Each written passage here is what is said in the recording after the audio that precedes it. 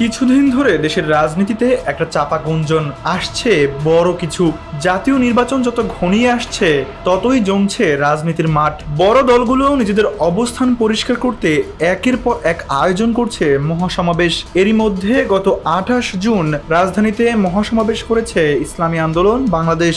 উপস্থিত ছিলেন দলটির শীর্ষ নেতৃত্ব। জানানো হয়েছে একগুচ্ছ দাবি। এই ধারাবাহিকতায় এবার নতুন করে আলোচনায় এসেছে আরেকটি জাতীয় সমাবেশ। ঘোষণা দিয়েছে বাংলাদেশ জামায়াত ইসলামী। আসছে 19 জুলাই ঐতিহাসিক সোহরাওয়ার্দী উদ্যানে অনুষ্ঠিত হবে এ সমাবেশ। জামায়াত বলছে এটি কেবল রাজনৈতিক জমায়েত নয়, বরং রাষ্ট্র কাঠামো সংস্কার ও নির্বাচনী ব্যবস্থার আমূল পরিবর্তনের লক্ষ্যে 7 দফা দাবিনামা প্রকাশ করা হবে এ সমাবেশ থেকে। কিন্তু কারা এই দাবির পিছনে, কি সেই 7 দফা? জামায়াত জানিয়েছে তাদের এই 7 দফা দাবি মূলত নির্বাচনকে অবাধ, সুষ্ঠু ও অংশগ্রহণমূলক করতে এবং রাষ্ট্রীয় কাঠামোতে মৌলিক পরিবর্তনের লক্ষ্যে তৈরি। দাবি যেমন রাজনৈতিক তেমনি আদর্শগত ও কাঠামোগত। তারা বলছে 2026 সালের জাতীয় নির্বাচনে জনগণের প্রকৃত মত প্রতিহত করতে হলে চাই পিআর পদ্ধতির নির্বাচন, চাই সকল দলের জন্য সমান সুযোগ, অর্থাৎ লেভেল প্লেইং ফিল্ড।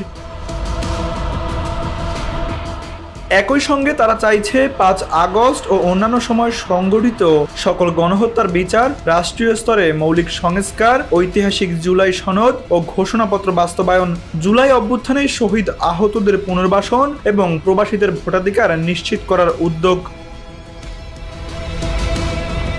অন্যদিকে বৈষম্য বিরোধী ছাত্র আন্দোলন ও জাতীয় নাগরিক কমিটির পক্ষ থেকেও দাবি করা হচ্ছে এই 7 দফাকে জুলাই ঘোষণাপত্রে অন্তর্ভুক্ত করা হোক।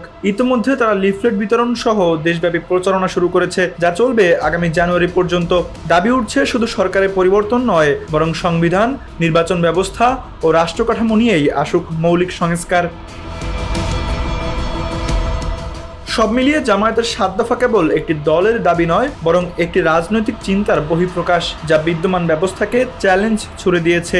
19 জুলাইয়ের সমাবেশ কতটা জনমত গড়ে তুলতে পারে কিংবা রাষ্ট্র তা কিভাবে নেয়, এই প্রশ্নের উত্তর হয়তো সময় দেবে। তবে একথা বলা যায়, এই 7 দফার পেছনে রয়েছে দীর্ঘ রাজনৈতিক পরিকল্পনা, যা শুধু নির্বাচনের আগে নয়, নির্বাচন পরবর্তী বাংলাদেশকেও প্রভাবিত করতে চায়। Tanvir Ahmed, NBB news.